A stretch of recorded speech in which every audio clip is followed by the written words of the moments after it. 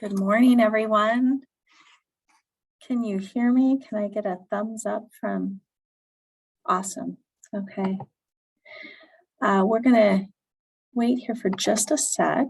Make sure we get everyone into our room that wants to be here.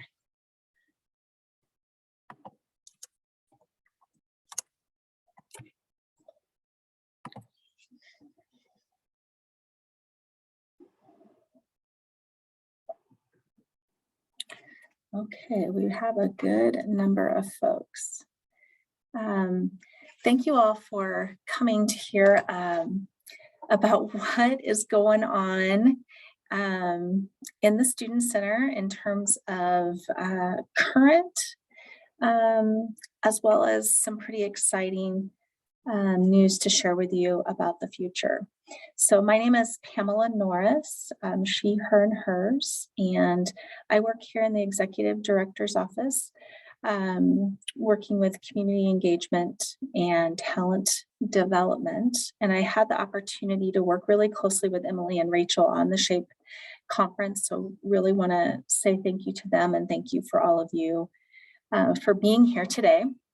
Our session today hopefully is one that feels like a conversation. We definitely have some items that we'd love to share with you visually and verbally. But please, at any time throughout the session, if you have a question, please go ahead and just type it into the chat or raise your hand, and we'll be happy to kind of answer questions as we go along. And as always, in running an organization as large as the Student Center, you may have some additional information that we don't. And so you might want to go ahead and share some information as well, given the topic. So for now, I'm going to pass this over to Mike to do a welcome and to get us started. Thanks, Mike.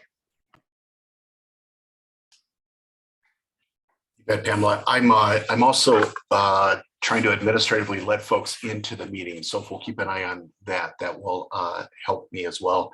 Well, good morning. I think all of you just heard my welcome, so I won't make this an extensive in my remarks as I did there, but I do want to begin by saying thanks again to all of our staff who are here. I see lots of familiar faces participating in this session, and as Pam noted, I do want to invite you as well to ask a multitude of questions and perhaps even provide some information that we may not offer to you directly, because we're hopeful to respond to the questions that you have. But I know the most important thing is the people that make up the Student Center. It's our employees, and that really begins with the essential employees. And whether you've worked in the building or you've been doing work that's essential and critical to the work that all of us do, incredibly appreciative for what you've done. And I want to just tell a quick story that I didn't get a chance to say in my welcome, and I think it's certainly telling of all of the staff in the Student Center.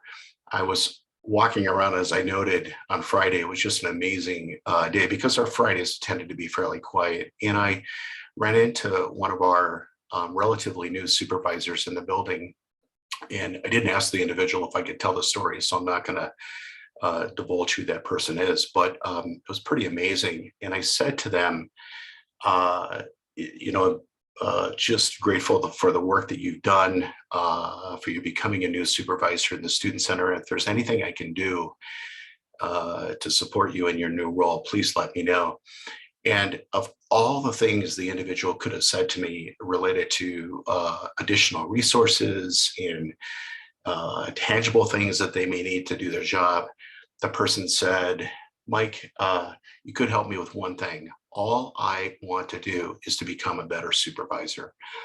And that was pretty incredible for me to hear, given, again, everything that the individual could have asked for when we opened that door with that kind of question to them of what they need. And I think that's endemic of all of the staff in the Student Center. And we just want to be better in what we do in our jobs. And I think that's the purpose of today. It's our hope to get you the information so that we can help you be successful in that effort. And know that I likely could have heard that story and the same response from so many folks in the Student Center. So thanks for being here, and looking forward to the opportunity to talk with you in this session as we go along in the morning. Thank you. Awesome. Thanks. Back to you, Pam. Yeah, so one of the first folks we want to ask to come on is Donnie Aldine. Donnie is our Director for Marketing and CoLab here in the Lory Student Center. And she's also serving as Chair for our Council for Inclusive Excellence. And so I wanted to ask, sorry, I've got an echo in my office. Ask Donnie to come off of mute and talk with us about what is going on this semester with the Council for Inclusive Excellence. Hi there, thanks Pam. Nice to see everybody today. Glad to have you here. As you can see on the screen, the Council for Inclusive Excellence really is a committee that is for and by the people, for lack of a better way of saying it. It was born out of a program review that happened a few years ago that I have had the pleasure and the honor of being part of. And for those of you who don't know, program reviews, when you really review, in this case, our building and what we do and make sure that we can be the best that we can be. So to Mike's story about being a supervisor and having that goal to constantly strive to serve your people in the best way, the program review does that for our programs. And with the Council for Inclusive Excellence, as you see the charge on the page, along with my picture, we are working for a better LSC. We're working to be as inclusive as possible to make sure people feel like they belong here and that we're doing everything that we can to make the LSC where you belong, which is our marketing hashtag for the year, or marketing slogan for the year. So the Council for Inclusive Excellence includes someone, a volunteer from every single department in the building. And we've had a little bit of change in the last few months. Some people have moved on to other organizations at Colorado State. Some have moved out of Colorado State. So we do have open positions on this committee where you can seriously affect change to what inclusion means at the Lory Student Center. How do you feel when you're working at the Student Center? Do you feel that things could be different, or you have input that you could put, or things that you hear from your colleagues that you'd like to share?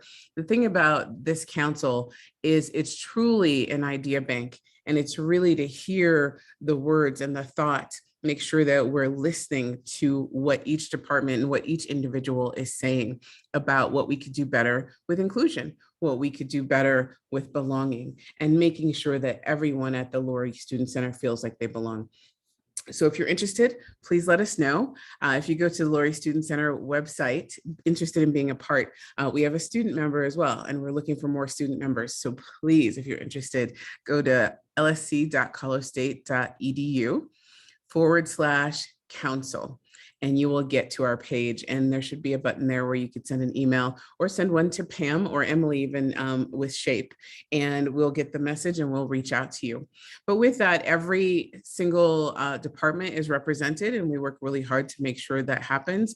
But it's the leadership at the LSC that it's incumbent upon them to make sure that we take all of the information that we hear and we do something with that, that we take action. It's not just something that's performative, that we're really listening to our entire staff from the top all the way to every single student that starts in the building on their first day. All right. And when I say the top, person who's been here for 30 plus years, and there are a few of those. So everyone's voice is important. Making sure that you feel like you are part of the family here is important. Every organization within the Student Center is important, and we want you to understand that and know that, and we want to make this the place where you feel like you belong. Anything else, Pam, you'd like me to say? That's great, Donnie. Thank you so much, and thanks, Rogan, for putting that link in the chat. So please do feel free to share with us your interest And we'll make sure that that gets communicated on to folks. The next several slides are, I can make them go, here we go, are going to be showing you pictures and talking about the upcoming renovation that I believe is hopefully going to start the day after graduation. So we have several photos, renderings, as well as drawings. And one of the things that I tried to do with these is to blow them up as large as I could without losing some of the, letting them get too granular. Please know that we're recording this. We're going to have it uploaded to the Shape YouTube website. So if you want to kind of take time later to really look at those renderings and those drawings, you'll get that chance. Today it might feel a little fast. So I'm going to go ahead and ask Mike and Pamela to come off mute and to begin sharing information that I know we're all pretty interested in hearing about the renovation. Thanks, Pamela. I'll begin. First of all, just thank you, Donnie, for your leadership for our Council for Inclusive Excellence and inviting others to participate in that process. We made tremendous progress under your leadership, under the leadership of Amber Ramos last year as well. So couldn't be more grateful for what you've offered there. So as Pamela noted, we're going to tag team this, and Tom is going to get more into the details because he's just tremendously familiar with the back of the house renovations. He's also going to talk about floor plans and some of the changes and impact there through several additional slides. And hopefully Pamela will post those so folks can get a chance to look back at that and see that, because we won't have an opportunity to get into the detail here.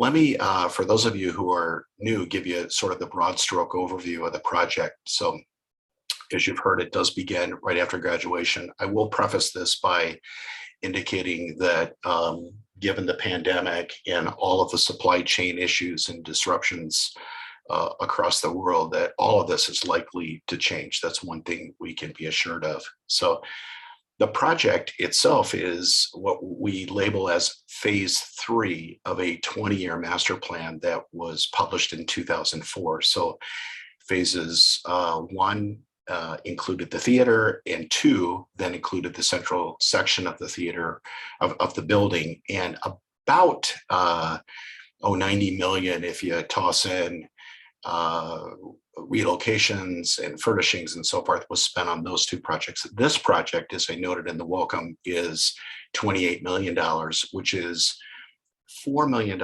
more than the project was budgeted for 2 years ago. So it's important to recognize that in the last few months, it's been changed and altered and what we call value engineered in order to get us into budget, because truth is, in that 2-year period, the project costs have escalated by closer to $5 million. So we're going to be really pushed in this project to get what we need to get done under the $28 million, which sounds like a tremendous amount, and it is. Though when you look at these 2 sketches of the exterior of the building, and that's pretty much how it will look to more closely resemble, and this is on the north end, so what we call the transit center that currently has the red brick roof, and this will more closely emulate what we have at the plaza, south and west entries of the building, to develop that sense of cohesion between the phase 3 renovation and the other phases that have occurred in 1 and 2. So that's one goal, is for the entire building to feel more cohesive in terms of the quality of finishes, ranging from the terrazzo floor to the ceiling, to the lighting, to the branding that we'll do, to the heating, ventilation, air conditioning, mechanical system. We call that sometimes HVAC. With what will happen, and that's extensive, and Tom will have more information on that. The other goal, the second primary goal of the project, is the Adult Learner and Veteran Services expansion, which will grow that service and office from its current close to 2,000 square feet by almost 4 times. So ALVS will grow closer to 8,000 square feet, and it will occupy the current gray rock room. And you'll see that in the sketches that Pamela is providing, along with the entire 3rd floor that currently does not exist over the transit center. And that's what you see depicted in these schematics. So if we could go to the next slide, and then I'm going to turn it over to Pamela to talk us through some of the floor plan changes that are happening here.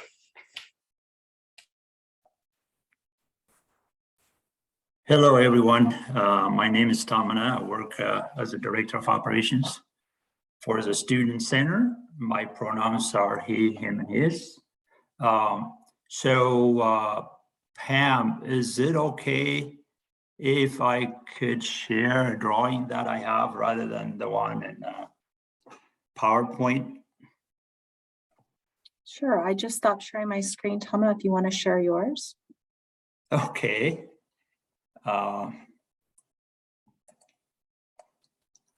Oops.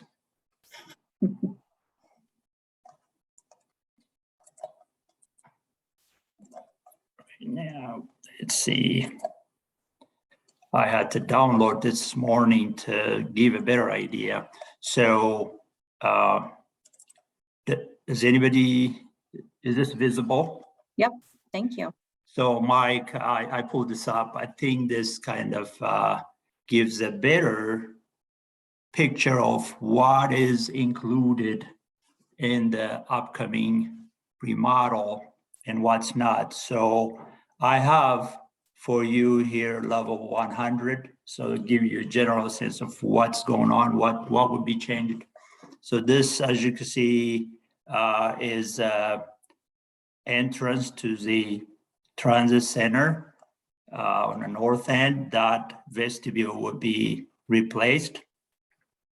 This is a lobby area, and of course this is a bookstore. So everything that's grayed out in here will not be included in the remodel. So everything that's grayed out will not be included. As you can see, there's restrooms here. Restrooms will be remodeled on all 3 levels. And the camp's lobby shop, we will have the cooler replaced in there, as well as there would be some structural work that would be taking place. So this is level 100. And let me go to level 200.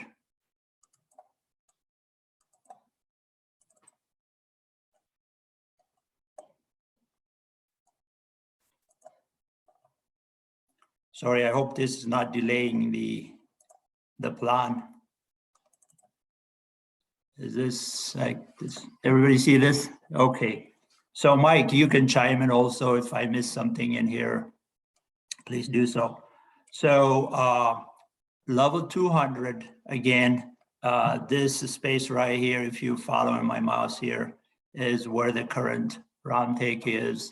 It's delineated with dashed lines here. That means the round take space will no longer be there after May. And this would be a great lobby space here. You can see the furniture placed there as well. Again, this is a bookstore remodel. I think John is going to talk more about that. Restrooms, as I indicated, they would be all remodeled on all levels. This is the current ALVS space. It's included in the remodel. And the current gray rock room is also part of ALVS, so that would be a change. And you can see there what's included and what's not included here. This grayed out space is not part of the remodel.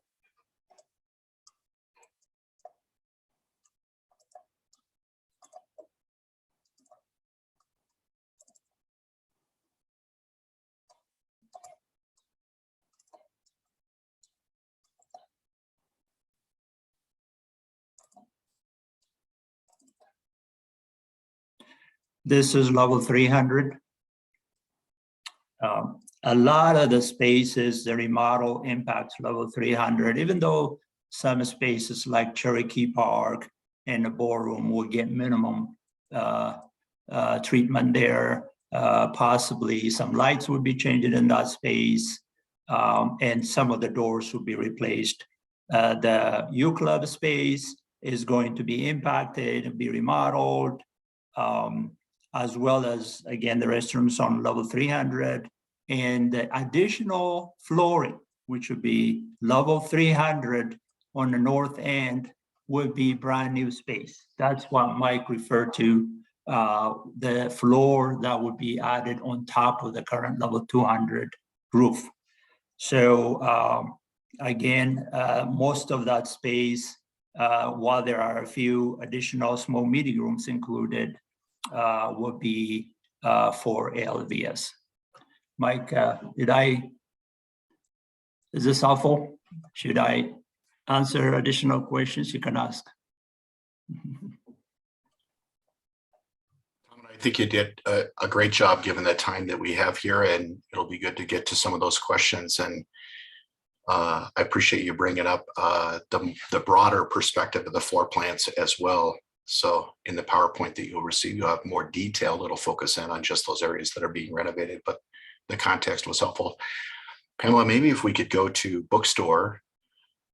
John is unable to join us, but I think these are sort of teasers here and tossed in to give you a sense of some of the branding that's going to occur primarily in the Bookstore. And you can imagine the renovation there will be extensive with having to do this floor by floor. The Bookstore will continue to be operational throughout the entire year, and the renovation will begin on level 100 in May, and then the following spring will begin with level 200. But really the floor plan for level 2 doesn't change. And again, here you see some of the graphic design and branding that the store will accomplish.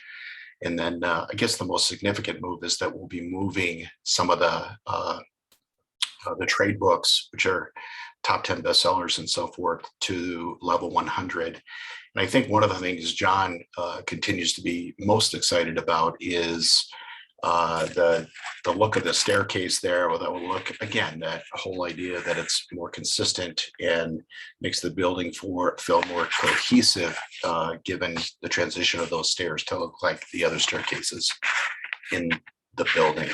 So one other change I'll note here that is significant is that west entry into level 100 will close as an entry point. It will still remain accessible for egress on that west north side of the student center, more toward the REM cycles.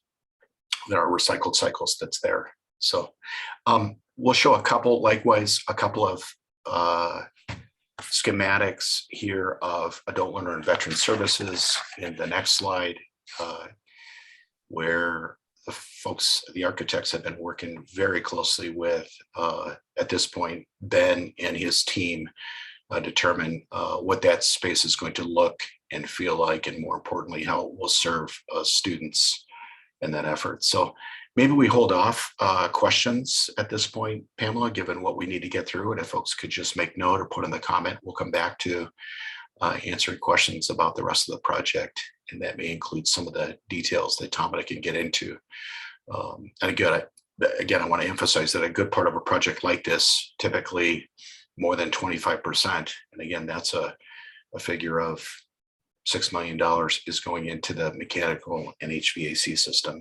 So, and that fits perfectly with our next topic. Indeed, it does. Money, money, money. So thank you, Tom and Mike, for sharing that.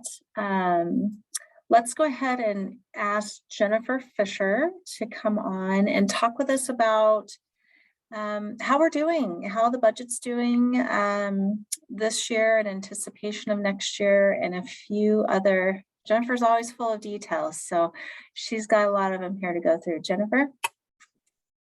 Thank you, Pam. So I just wanted to talk a little bit about budget, where we're at. So this slide just shows very few details. I've been told that my spreadsheets are sometimes a little overwhelming because I like to give a lot of numbers, but we tried to keep it simple for today.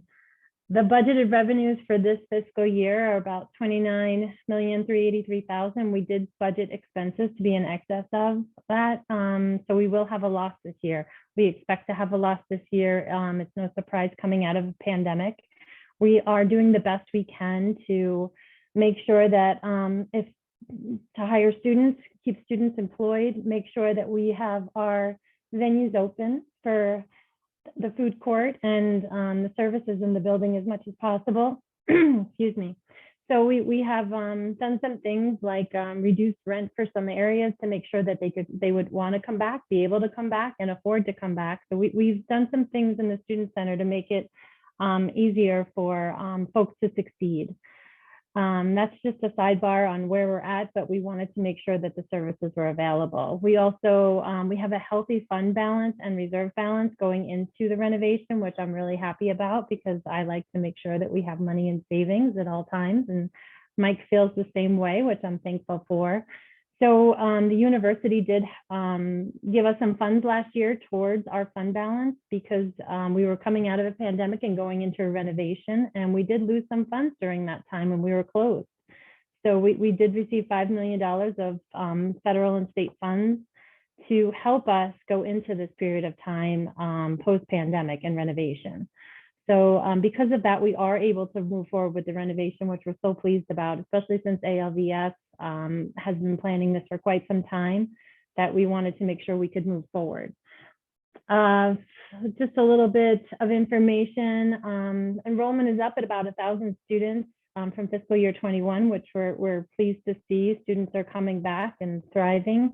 Like Mike said, the building was packed on Friday. We love to see that. It's great to see students enjoying the services and everything we have available. So that's really nice. We do, the great part about having an increase in the number of students is it helps us mitigate any fee increase that we have to request from students annually. So the more students we have, the less fee increase we have to request from Student Fee Review Board.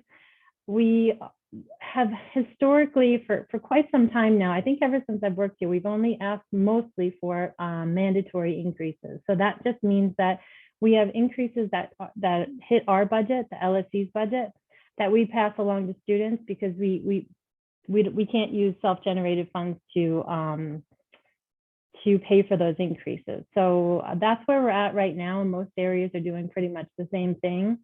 Another thing that we did going into the renovation is we structured the bonds so that our payments would be low in the beginning. So we have bonds from the previous renovations. Like Mike said, this is phase 3. So we do have bonds from previous renovations that we're paying off. And because some of those bonds will fall off in future years, we're trying to keep our bond payment very, very stable over the next 30 years. So as you could see from the payment schedule, the annual bond payment from 2022 to 2027 is $350,000, which is really not that much. For you and I, that would be a lot of money, but for the Student Center, we can handle that increase with our self-generated funds and fund balance and reserve balance. So we're happy about that. Then one of our bonds will decrease at that time, where our bond payment will go up in 2028. It'll go up a little bit more in 29 through 33, and then it'll even out 2034 to 2051. It's kind of crazy talking about that far in advance, but that's what we have to do. So what we do is we look at where we're currently at, and we plan for the future the best we can so that we can be a great place for students to come in the future. The way we're doing this now is we're really managing open positions as delicately as we can. So we are, if we have somebody that retires or moves on, like Donnie mentioned earlier, we have some people that may have moved to different areas of the of CSU or to another job entirely. We're trying to take a really hard look at those positions and only hiring when critical. We're trying to relook at how we do things to make sure we're saving money as much as possible. So we will continue to do that. We've always done it in the past, but we're just doing it. You know, we're taxing people quite a bit with their current positions, but honestly, the CSU has been good to us through this pandemic, and we feel good about giving that back. So Most of us that are taking on some additional work, we're thankful for being here. We're thankful for serving students. So we feel like we're in a good shape going into this renovation. That's kind of all I had planned for today, unless you have any questions. Or if we're going to move on and then maybe go to questions at the end. I don't see anything in the chat yet, Jen. Thank you so much for sharing that. And it was exciting to be here on Friday. There were a lot of folks, and I think people, are working really hard to help patrons stay feeling safe and comfortable in the building. And that has a lot to do with how we have tried to communicate protocols, COVID protocols. And so I'll ask Rogan to hop on and talk a little bit about what our approach is going to be this semester with events in the building and communication in general and resources that are available to staff. Thanks, Rogan. Thanks, Pamela. I think I'll be retiring in 2051 so got that to look forward to. Seems like a long ways away. So I just wanted to, I think you all are aware of all of our COVID things right now, but just wanted to reiterate a couple of things. As you see on your screen, these are the new signage that we have up this semester in addition to the signage we already had. Emphasis really right now is wearing a mask as required in all indoor spaces on campus, being vaccinated, using the COVID reporter, and then testing. So again, please emphasize with your staff and your students that COVID reporter should be utilized for any symptoms, close contact, positive testing. So if someone gets a positive test outside of campus, they should still report that through that reporter. They've really updated that reporter. So now I think it guides you through 6 or 7 different scenarios when you log in to use it. And it kind of gives you better instructions as well. Another really important thing is to make sure to let your supervisor know if you have filled it out. Sometimes we get emails, but often we do not. So it's really good to maintain that communication with your supervisor. And remember, there is public health emergency leave available so that if you do have to miss work related to COVID, you will still likely be able to get paid for some hours. Lastly, so for events, there really are not any restrictions right now for any activities on campus other than wearing a mask. Catering is still operating. We're able to service events in a safe manner using a lot of precautions that we're doing on our side within the building. And we have a team of us that meet somewhat regularly to look at any new guidance or any new initiatives within the building to make sure we're staying on top of everything we can be doing. I think that was all for me. Awesome. Thanks, Rogan. This last slide would generally be shared with all of you by Dr. Jen Johnson, who's the SLICE director. However, she's facilitating another workshop right now. So she asked me to share this with you. Some real exciting news. The food pantry that we have been this past handful of semesters been running out of the theater now has a permanent location. It's located at 1251 Mason Street in the General Services Building. And that permanent location opened last week. And you'll see here on the slide the hours of operation. You certainly can go check it out. I know they are busy, and it's a significant physical change. So obviously being in the student center is centrally located and easy for people to see. And the General Services Building is a little more tucked away. But it's an excellent space. They have a setup now that allows for them to make it feel like a shopping experience. So as students and staff enter in, they're able to pick and choose what they'd like, come through one door and exit through another. There will still be pocket pantries throughout campus. And although it is kind of a little small, you can kind of see that on that second photo. Here in the Student Center, we have a pocket pantry that's in the vestibule outside of ASCSU. We also have pocket pantries in our student diversity programs and services offices, as well as in ALBS. And so, but if you have a chance, go and check it out, and please, however you can, share the information about the change of the pantry to employees and patrons in your area, because we want to be able to ensure that all of our students and staff have the food they need to be able to get through each pay period. Okay, so I'm monitoring the chat. There isn't much there. So why don't we just go ahead and open this up for questions regarding any of what you saw. Oh, thank you, Andrew. So Andrew's asking, can you discuss any construction impacts to the third floor service corridor between the North and Grand Ballrooms? Pamela or Mike?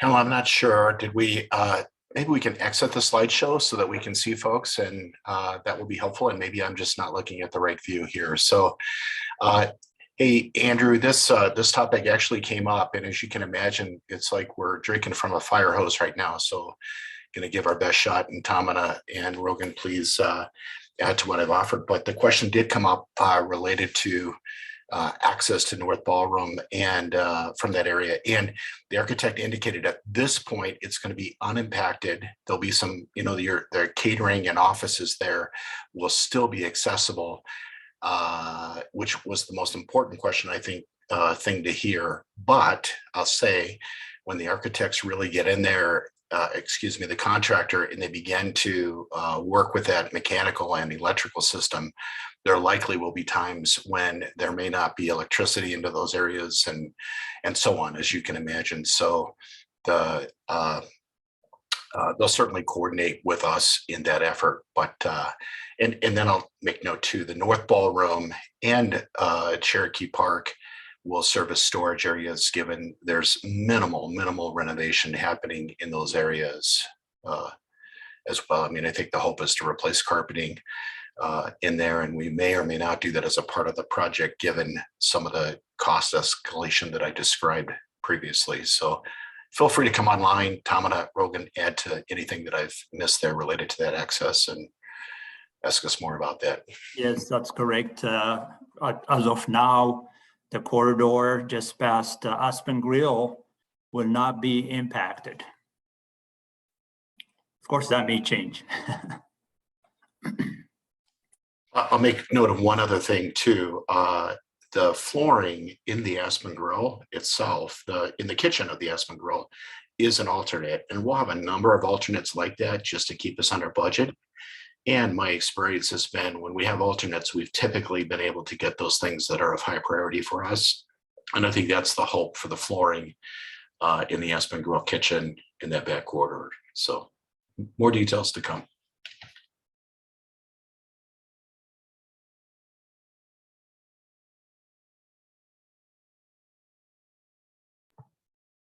Any other questions? Even if it's not topics that we've touched on today, just things that you're hearing and curious about. I have a question. I'm not sure if this is related to the work that you guys are doing, which is so exciting. I didn't know the LSC was being renovated. But for some of the other buildings like Clark and older ones on campus, are there plans to have those renovated in the future?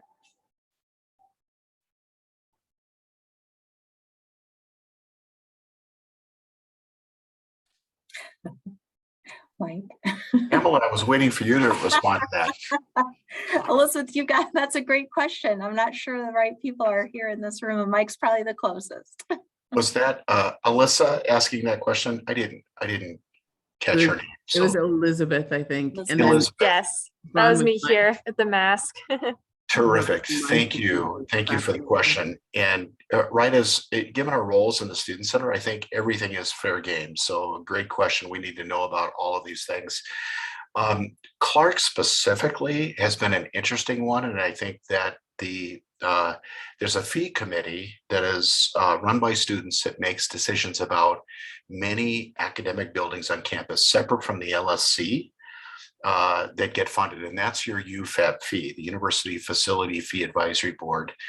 And Clark, while it's of tremendously high importance for the campus and wanting it to be renovated, the suggestion that has come from UFAB is that it's not part of the fee that they receive because they believe they can get state funding for it. So that's been the hope, is that the money would come from the state of Colorado to fix that building and some others on campus. And we all know what the pandemic has done. So there may be some resetting of that priority. But yeah, there's a combination of state funds and fee dollars that come in making those decisions, all prioritized, most prioritized through UFAB, separate from the Student Center. So I'd encourage you to go to the UFAB site, and maybe someone can post that in our chat section too. So great question. Thank you. Thank you.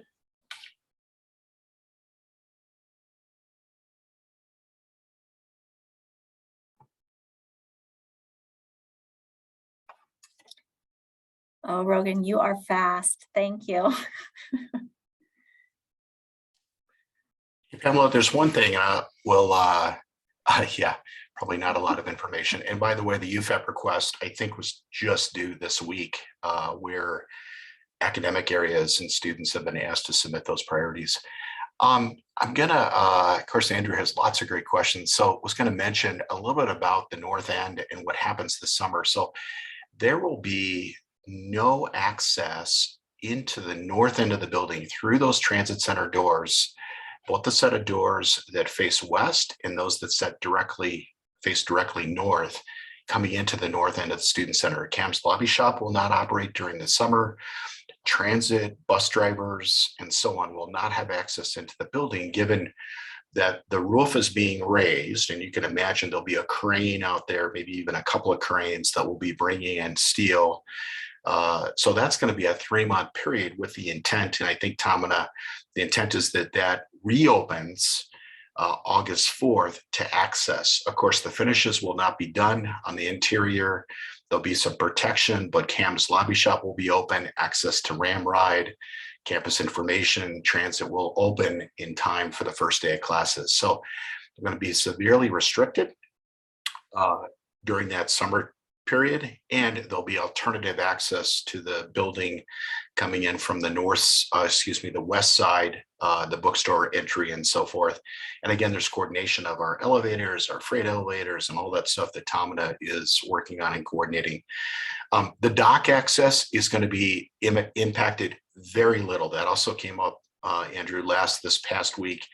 And so the staging area is going to be to the grassy knoll just to the west of the bookstore. And then the first set of bus bays are actually also going to be impacted. That's where the crane will sit. So we'll have more drawings and schematics that we'll get out, and we'll get it onto marketing. And again, all of this is, it's 2 years delayed, with questions about whether or not we could get appropriate funding. And then we'll want to begin that messaging, and we'll work closely with Donnie and her team and facilities to get this messaging out. And we wanted to get that and begin to make sure our LSC employees were informed about this before we start going out heavily with that messaging.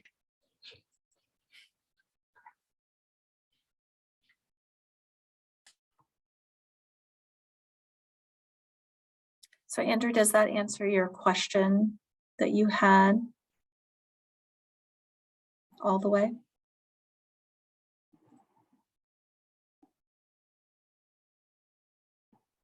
Awesome. Anyone else in regards to Council for Inclusive Excellence, for budgets, anything that's on your mind? is, so this is stage 3 of the whole planning. Is there a stage 4, or is this like the final renovation plan?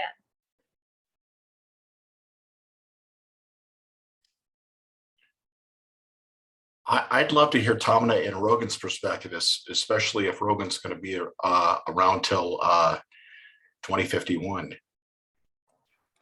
To be honest, Mike keeps telling me, is this the last one? For me, that's the last one.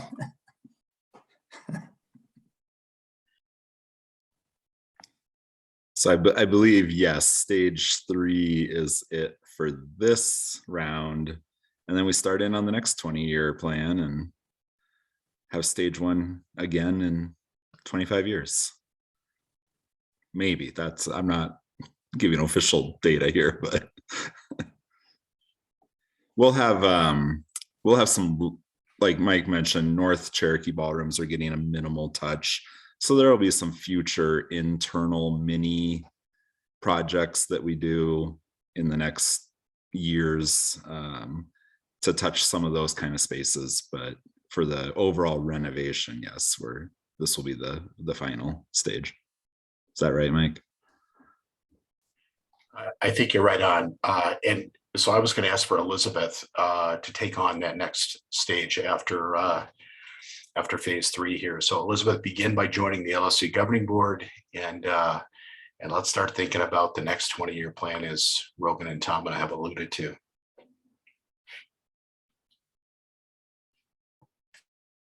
I got your name down, Elizabeth. Okay, I'll do more research.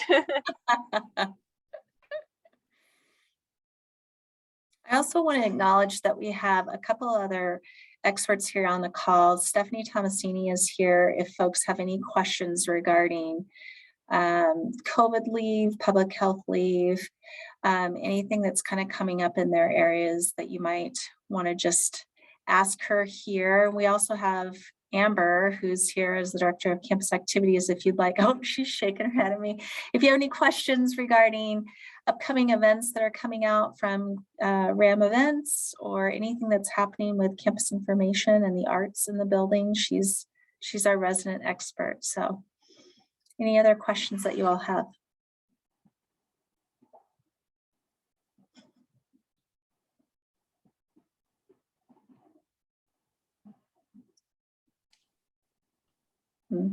Hey, I do have a question. I'd love just to hear, and Donnie, this is sort of unplanned, but Donnie's really good at this, is maybe just talk about the theme for this year and what LSC Marketing Collab determined on, and why you all thought that was important.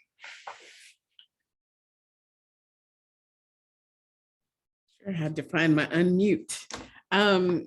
So the theme is where we belong, and that was derived from students and staff, and actually people associated with the Lory Student Center. So we spent months going through and interviewing people, doing surveys, finding out what was important coming out of COVID, and also looking at the psychology of a lot of marketing is psychology, and a lot of marketing is strategy. And people normally think of or I shouldn't say normally, some people think of marketing as design.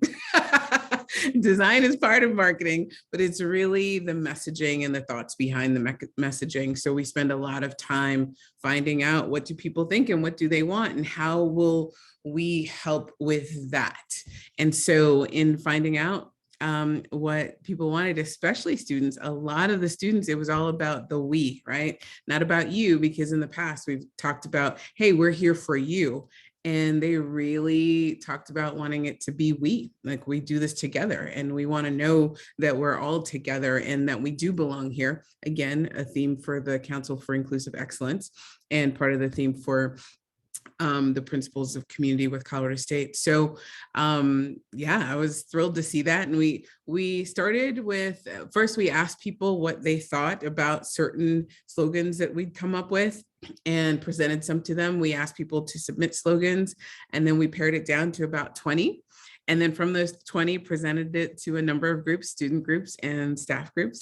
And from those, about 5 really rose to the top. And of the 5, this is the one that overwhelmingly was chosen, actually not just by students, but also by staff. But students really were talking about the we and making sure that we're all together and we're in this together, we're doing this together. I see some of the students who gave a lot of input for that here today in our session. So I hope you all feel good about this messaging and where it was derived, and that you can see that we really listen to what you want and how you want to move forward, and we act on that. So that's where we belong came from.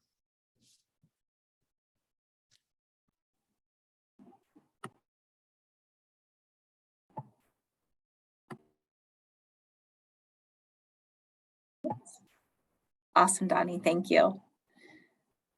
It looks like we got a question answered in the chat. If others don't have that open, there was questions about when the North and Cherokee Park ballrooms will open back up and be back online. And Brogan had showed that will be May of 2023.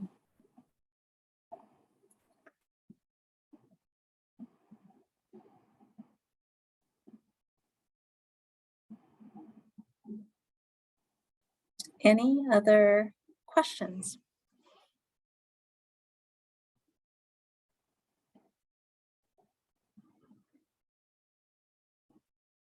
Well, again, we will share out the PowerPoint following Shape today, and you can take a longer look at those renderings, and I'll even get with Tom and we'll make sure that we share out his the slides that he shared that really are much more specific than mine were. And so that way you'll be able to kind of blow them up and really take a look at them and get yourself, you know, figuring out where everything is. I know that he and Mike would be more than happy to answer any questions that you have after you've had a chance to kind of absorb